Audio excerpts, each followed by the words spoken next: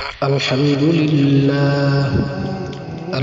لله نحمده ونستعينه ونستغفره ونؤمن به ونتوكل عليه ونعوذ بالله من شرور أنفسنا ومن سيئات أعمالنا من يهده الله فلا مضل له ومن يضلله فلا هادي له ونشهد أن لا إله إلا الله وحده لا شريك له ونشهد أن سيدنا وسندنا وحبيبنا وطبيب قلوبنا ومولانا محمدا عبده ورسوله أرسله بالحق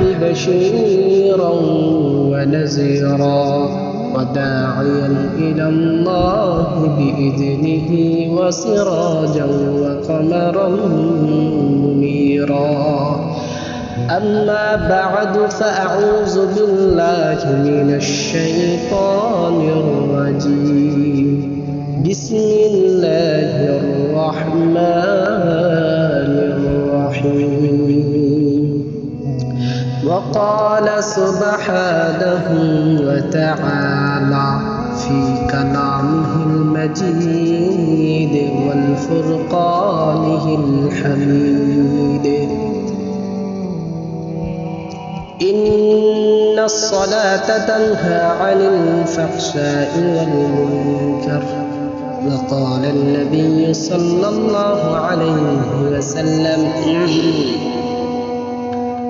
الصلاة عماد الدين أو كما قال عليه الصلاة والسلام الحمد لله ثم الحمد لله আল্লাহ পাক রব্বুল আলামিনের দরবারে লাখো কোটি শুকরিয়া জ্ঞাপন করি যে মহান আল্লাহ পাক রব্বুল আলামিন আজকে এই পবিত্র জুমার দিন আমাদেরকে সবাইকে একত্রিত করেছেন এবং আমাকে দিনই কথা আলোচনা করা এবং আপনাদেরকে শোনার তৌফিক দান করেছেন। সেজন্য মালিকের দরবারে শুকরিয়া আদায় করার দরকার। আলহামদুলিল্লাহ। তো আল্লাহ পাক রব্বুল আলামিন আমাদেরকে অসংখ্য অগণিত নিয়ামত দিয়ে দুনিয়ার মধ্যে পাঠিয়েছেন। তার মধ্যে যদি আপনার শরীরের দিকে যদি আপনি লক্ষ্য করেন, দেখা যাবে যে আপনার শরীরের মধ্যে অসংখ্য অগণিত নিয়ামত দ্বারা আপনি আবৃত। আজকে যদি আপনার একটা হাত না থাকতো, আপনি কোনো কিছু ধরতে পারতেন না।